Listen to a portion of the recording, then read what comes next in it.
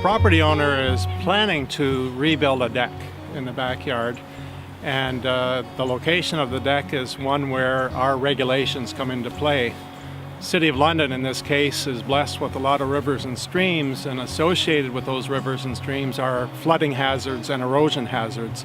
We're well above the river here, and yet with the steep slope that backs onto the property, wanted to take a look at it to make sure that the plans for the deck rebuild were fine, and that the investment that this property owner is making in this project was not going to be in any way jeopardized by erosion concerns.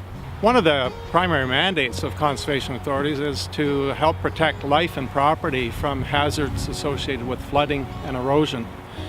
And as a regulations officer, I administer and enforce Section 28 of the Conservation Authorities Act that deals with people's desires to possibly fill or build or alter things within flooding or erosion hazards or close to wetlands, things like that. And so we feel it's important to try to educate landowners, work with them to make sure that they understand the nature of the threats that do exist, and any investments that they're making are investments that are not going to be impacted by flooding and erosion.